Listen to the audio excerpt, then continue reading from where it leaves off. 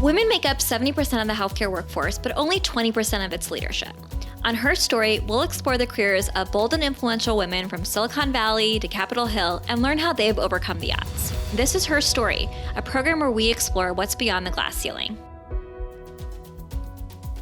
Hello, Her Story friends. I am so excited to be back with you all today, guest hosting, with a terrific friend and person that I just admire and am so excited to maybe introduce to a few of you, although she's awfully well known these days. It is, of course, Dr. Megan Ranney. She is, among many things, an emergency physician practicing, an academic dean of the School of Public Health at Brown University in Rhode Island. Megan, it is great to have you. Thank you. It's a joy to be here with you, Ceci. And thank you for fitting us into your schedule, which I know just keeps getting bigger and busier these days.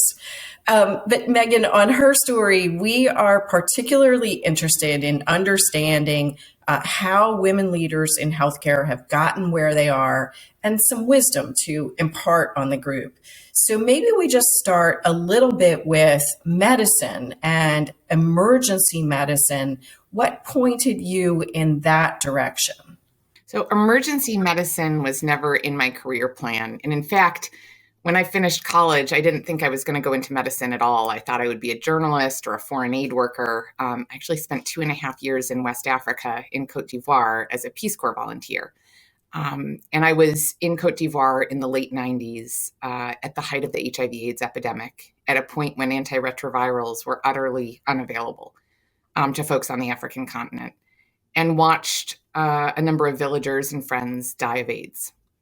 And although I was deeply involved in trying to prevent the disease, it also became very apparent that it's difficult to prevent things if there's mystery and stigma and lack of treatment around them.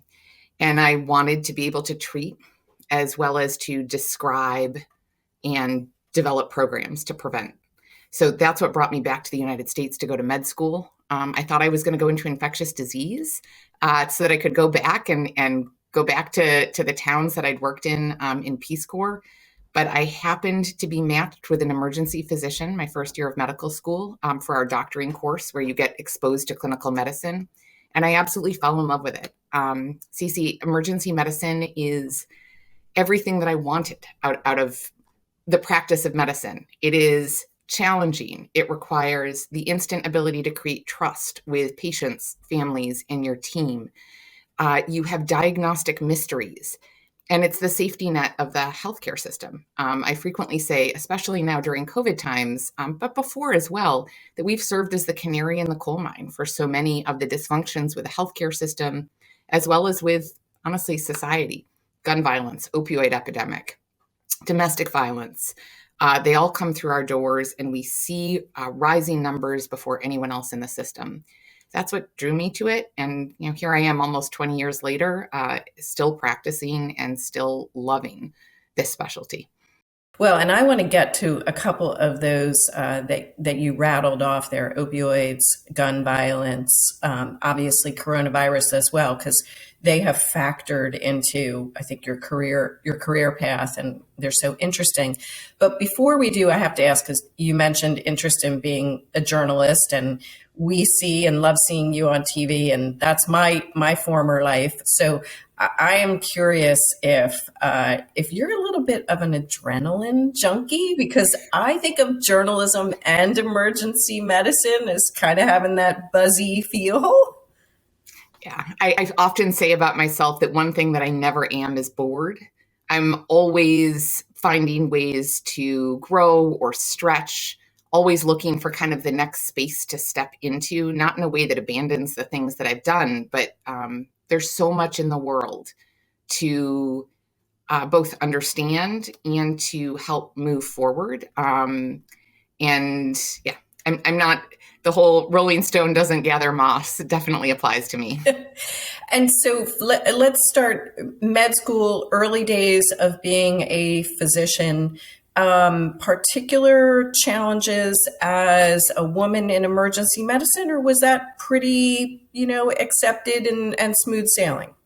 It's a great question. So, I've been very involved in, I was involved with women's studies. As an undergraduate, I was the president of our Women's Undergraduate Council, the Radcliffe Union of Students.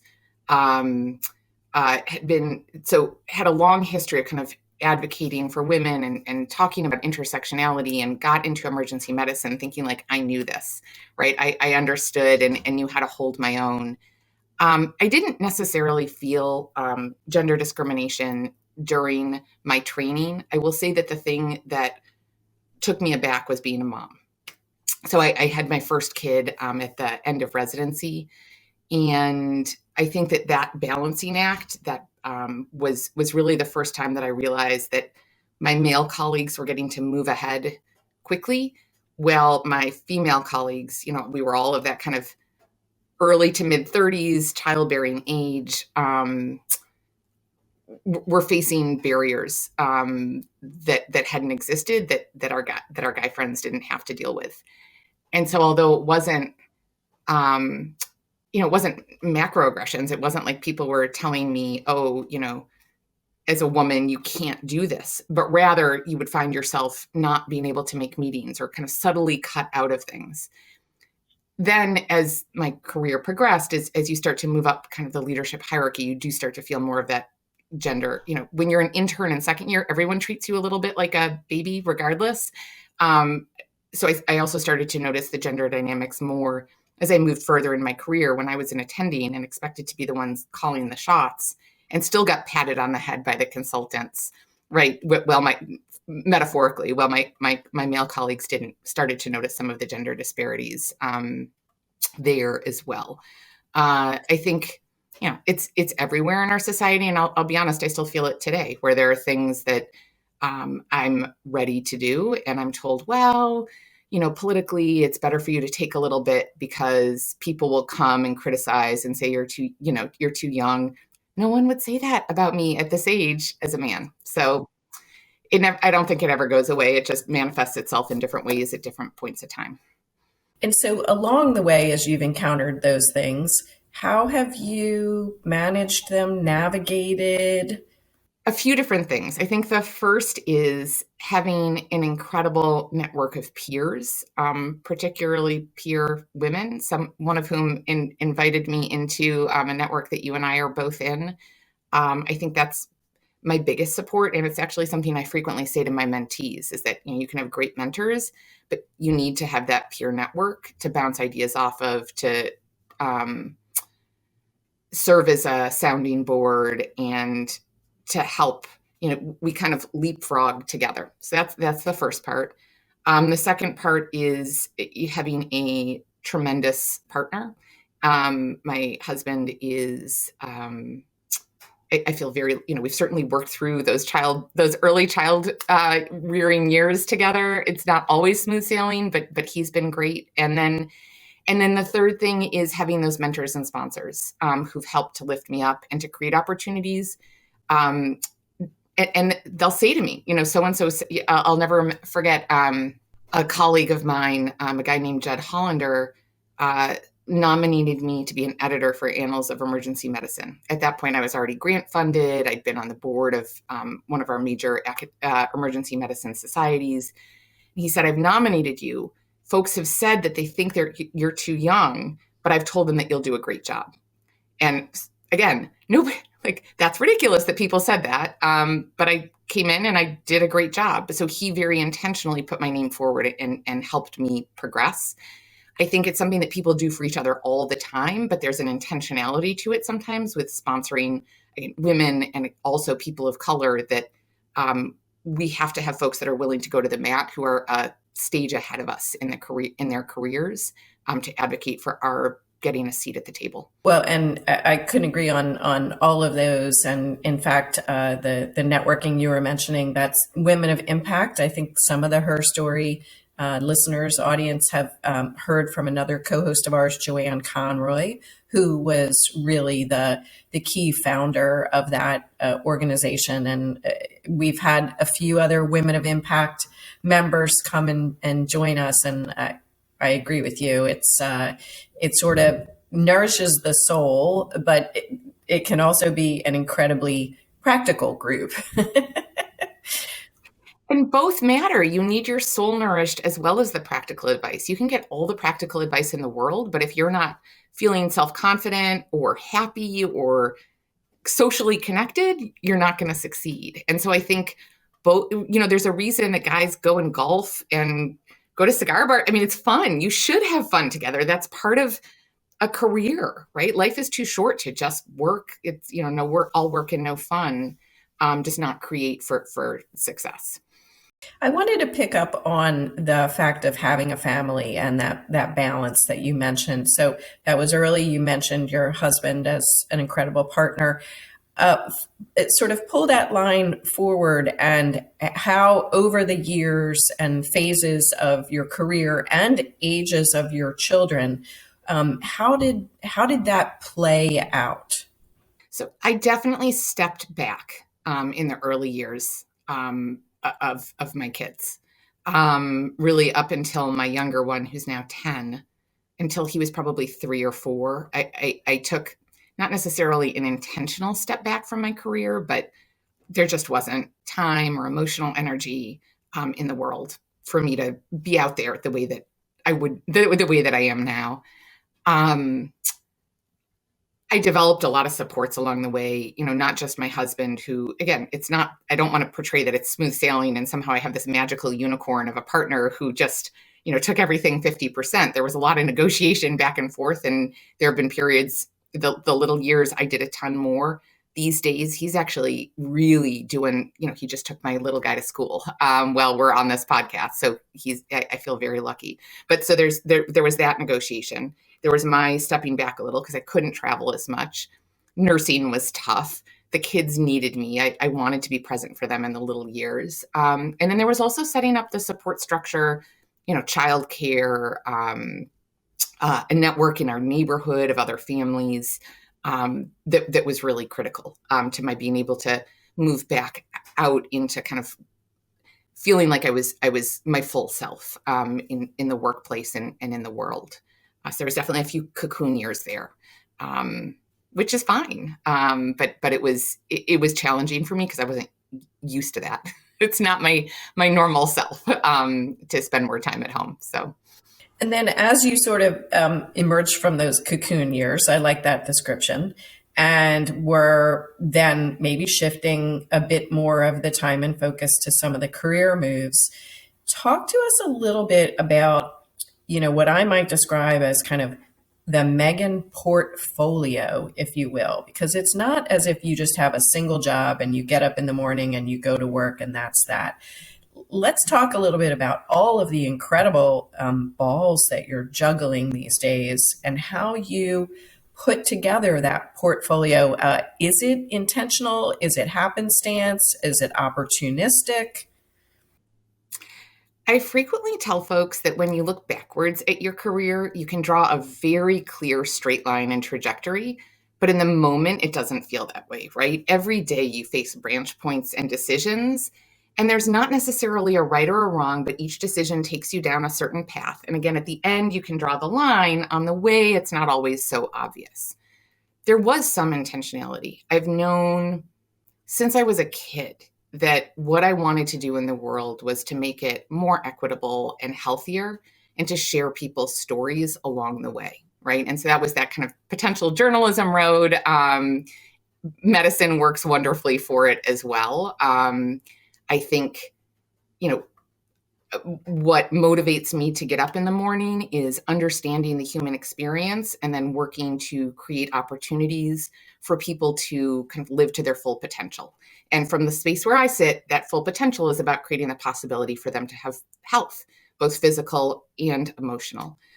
And so every choice that I've made along the way has been with, that goal in mind of does this create a healthier world? And does this help share stories of folks whose stories are not being shared? My decisions were not necessarily made with an eye to, does this get me kind of the next leadership opportunity? Does this get me, right? I have friends who have been very strategic around kind of climbing the ladder because so that they can have impact in their way. Mine has been more about that end goal of the impact on the world rather than my own title. But when I look back, there has been intentionality there. So, phase one, that cocoon phase, was about getting my first NIH grants, which both helped me to be a great scientist, to be able to do that work to make the world better, to understand the methods, to be able to evaluate interventions and changes rigorously. And we're about starting to build my career skill set. And then I've branched out from there. So when you ask me about what my day is like, so there's a few different things. So I still have my NIH and CDC research portfolio. I practice clinically. It keeps me honest. It keeps me grounded, and I love it.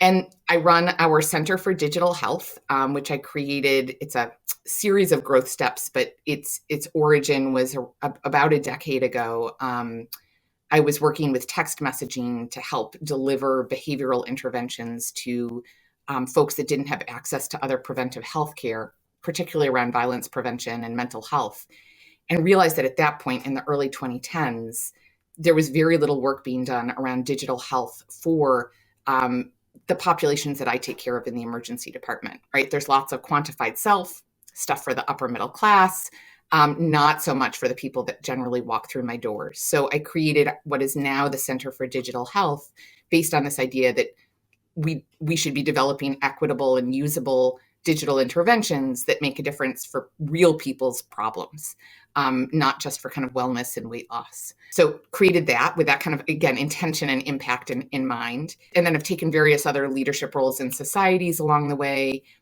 And then had a couple of really big shifts. So one is the violence work. I've been working, again, in violence prevention since before I was even a physician. But again, in that same time period in the early 2010s, had a number of clinical experiences that made me really start to question why we weren't talking about firearm injury as a public health problem. And so very intentionally stepped into that space of saying, we need to change the public conversation about firearm injury and frame it within the health space rather than within purely the criminal justice or policy space. So did a lot of work on that, created a nonprofit, have a whole line of research and a whole network of folks from that work. And we've largely kind of made a lot of progress. We have federal funding for the issue for the first time in 23 years. Just yesterday in President Biden's new budget, he has a lot of money in there for community violence prevention. There's a lot of really exciting things happen. And it wasn't only me, it was a large network of us. So that's part of my day-to-day and part of my trajectory. And then COVID, of course, happened. And, I stepped into that in the same way, where there were PPE shortages. We tried to call attention. And then there was a space where no one was doing anything. So I and a group of colleagues from across the country created an organization, Get Us PPE, to get donated PPE to those who needed it most. Not just physicians, but nurses, folks that work at nursing homes, home healthcare workers. I think it's important to call out that most home healthcare workers and aides are women, often women of color, often working at minimum wage. And they were the folks that had the toughest time accessing PPE, but were also at some of the highest exposure risk to COVID. So created that organization with that goal in mind. And then moved into my new job over here at the School of Public Health, where I've still held on to all the other things and have incredible teams that I work with, right? So it's never me. It's like being part of a big group who are just so inspiring and incredible. And now, took on this job at the School of Public Health as academic dean, where my goal is really to help us. We have a great School of Public Health already, to help us kind of think about where public health needs to be in the next 25 years. How do we educate? What type of scholarship needs to be done? How do we create community impact? So taking all those lessons that I've learned along the way in my other work and applying it now on a larger scale to public health writ large. The job I'm in today wouldn't be possible if I hadn't done my NIH grants, done the work on firearm injury, done the work on COVID, done the work on digital health and opioids. It all informs it. Would I have said 2 years ago that this was where I was going? No. So that's a little bit of an accident, but there's also intention. What's so obvious is that you are a person with big ideas.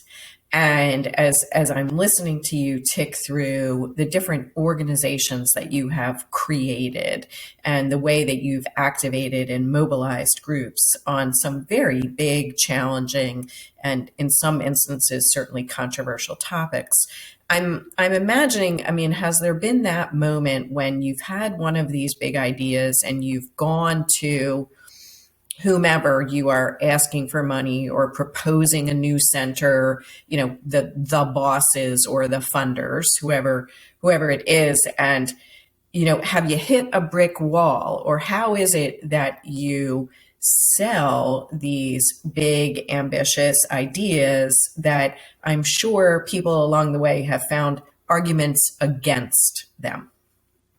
So I think that hitting brick walls is part of innovation and change. And I think that one of the things that differentiates those that go on to make a difference from those that don't is the ability to evaluate why there is the brick wall and then find a way around it. When my son was little, one of his favorite books was Going on a Bear Hunt. I'm going on a bear hunt. I'm going to catch a big one. Oh, there's mud. I can't go around it. I can't go over it. I've got to go through it.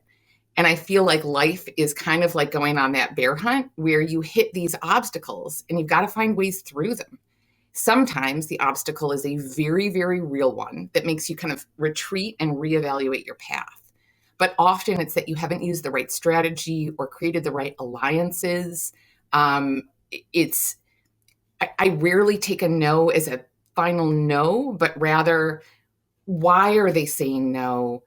What are the other opportunities? How do I make my way through this mud in a way that preserves my integrity and my end goal and doesn't, bog me down to the point that I can't do anything anymore? But I see it as it's a challenge rather than a wall. So there've been lots. I mean, we could spend an hour talking through all the no's I've gotten in my life and then the ways that I've worked around them. And so I'll just say so firearm injury.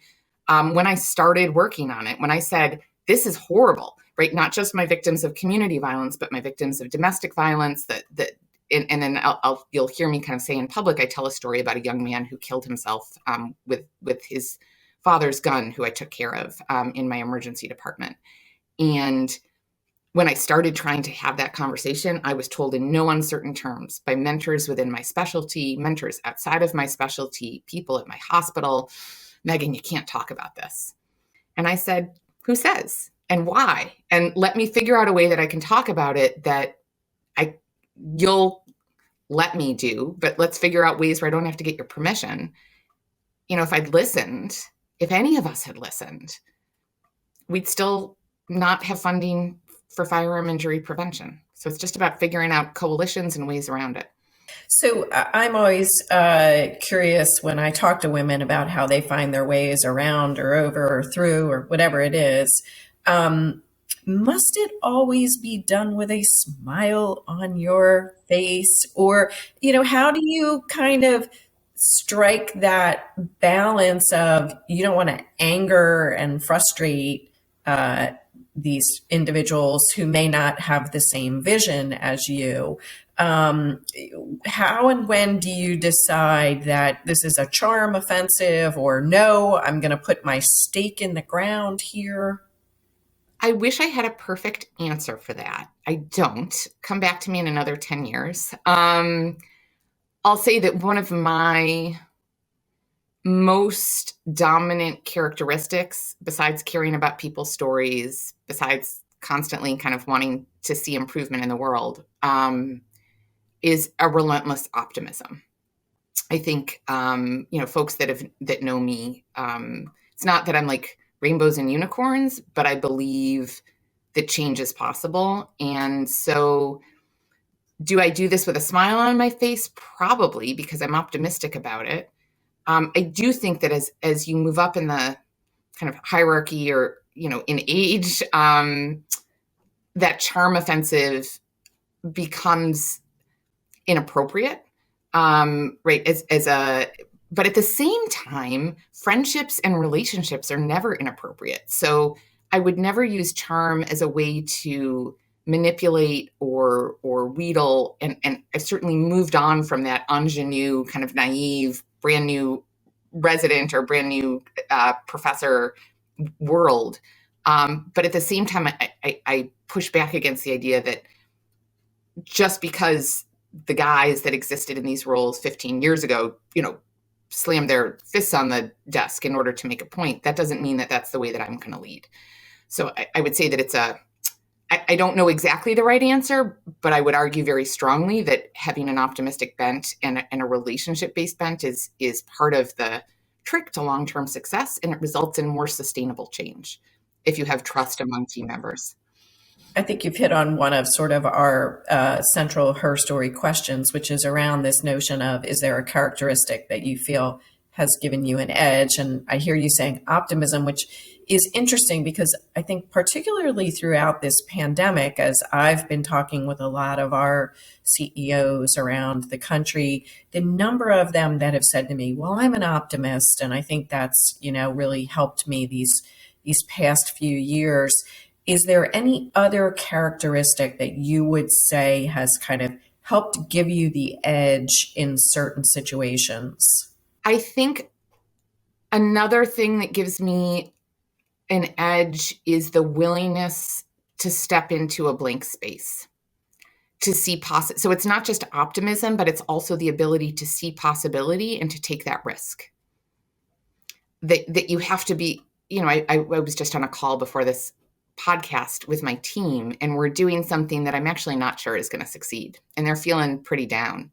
And my answer is, we've done something that hasn't been done, and it's okay that we may not reach the goal that we set. If we hadn't tried, there's no way we would have reached that goal, and we're going to learn from it.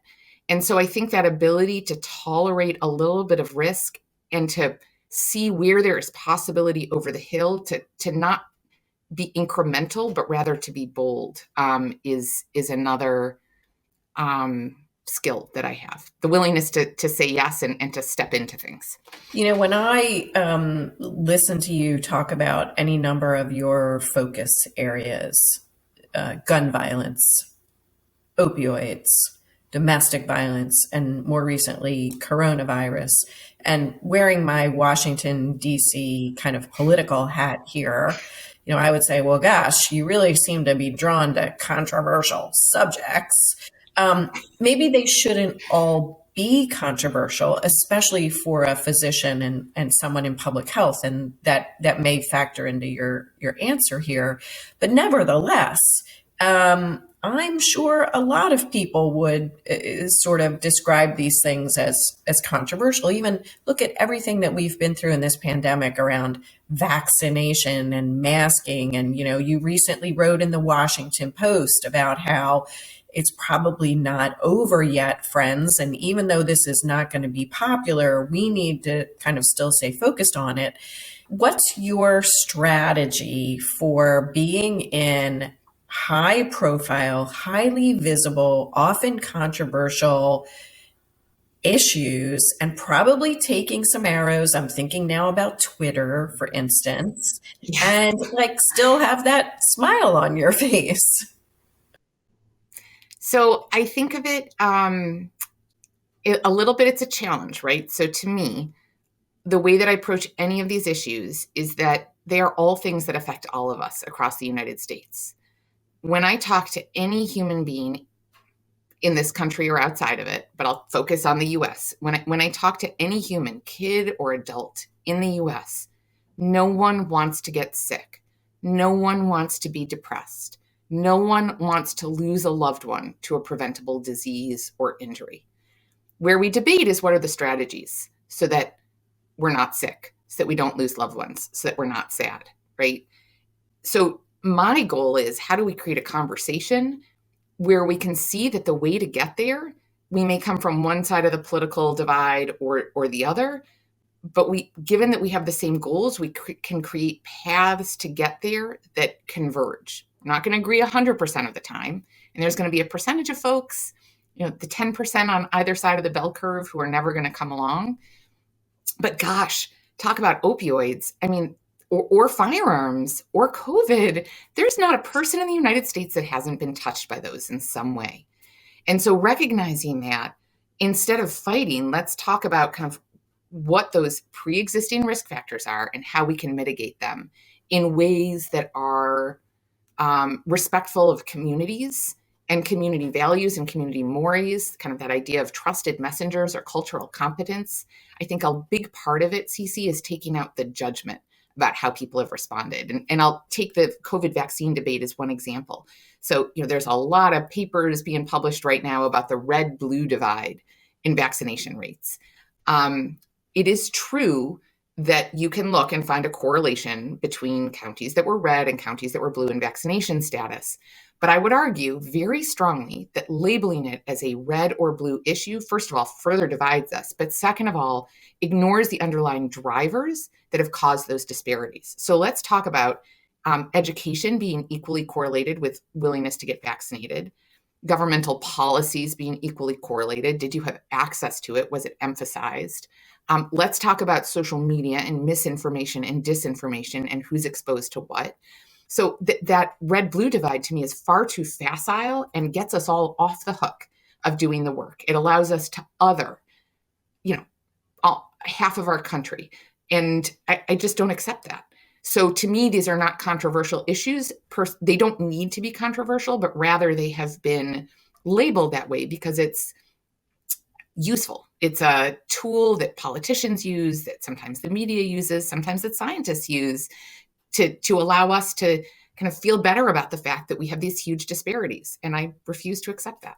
So brilliant strategy. And I do think that sometimes looking at things through a little bit of a different prism is so smart and can, change the nature of some of these very contentious debates. On a personal level, how do you recharge? How do you cope with being in the spotlight, at the center of controversy a fair amount of the time? What are your little tips for this audience, especially as many of the women listening and watching to this podcast are aspiring to move up in their careers and become more prominent themselves? I think it's a few things. So first is maintaining integrity in a sense of really kind of what your North Star is.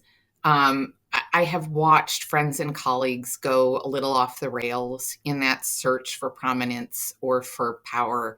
And it makes me really sad because they're brilliant people. And I think, you're going to have seasons where you're rising up the ladder and you're going to have seasons where you're not. And it's all okay as long as you know kind of what your end goal is. And so I think that's the first thing. The second thing is relatedly recognizing that there are going to be periods where you're really busy with one thing or another, whether it's you've got little kids or you've got a sick parent or you've got a health issue yourself or work is all consuming. And Ceci, you and I started off this podcast by my saying, right now is a moment where I'm having to, I'm thrilled to step up on behalf of my school, but I'm also having to step up because my dean, Ashish Shah, I'm so excited, temporarily transitioning to the White House to run the COVID response. So there's a bunch of stuff that I'm taking on that was previously on his plate. And I am so thrilled to do that for the school, for the work that we're doing within the School of Public Health. And my family knows that for the next month or so, my life's going to be a little off kilter. So that's part of it, is accepting that there are moments where you're in, but then also having moments to breathe. And so that last part for me of how I keep going, it is my friendships, it is reading, it is travel, it is exercise, which is really one of my big ways to stay sane and maintain my energy, and protecting my sleep as much as I can outside of these, temporary periods. I think it's just, it's one of my mentors said to me, there's this, there's these maxims out there about academic medicine. And he said to me, Megan, the institution will never love you back. I think that's a little bleak. The people within an institution certainly learn to love you and you learn to love them. But at the end of the day, we have one life, right? And so I am not willing to spend my entire life working because I want to make sure that I'm healthy, my kids are great, my husband is great, my friendships are maintained. And there are periods where one or the other takes more priority for various reasons, and that's okay. But making sure that over a period of time, you're not completely out of kilter. I love it, Megan.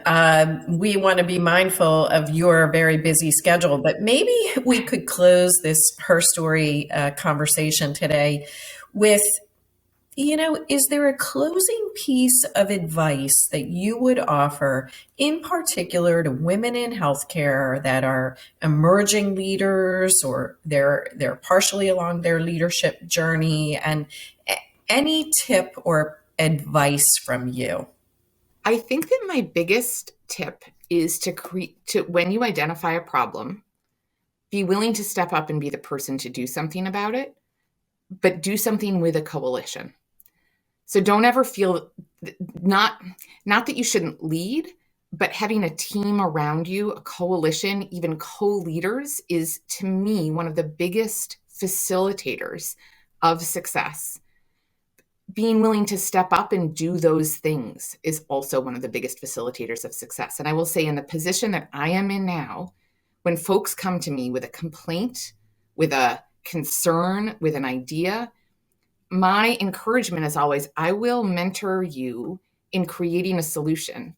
My plate is full. I cannot take on creating all the solutions for everyone in the world. I am going to ask you to step up. And that's actually one of my tests about who comes onto my team at this point is, are you someone who's going to step up and do it and create that team? And again, you may not have time either, but that's where the team comes in. That to me would be my biggest tip. I love it. And on that note, please follow Megan on Twitter, keep an eye on CNN for her and publishing. And we're just going to, on behalf of all of Her Story, wish you great success in your important work. And thank you, Megan. Thank you. It's a joy to be with you, Ceci.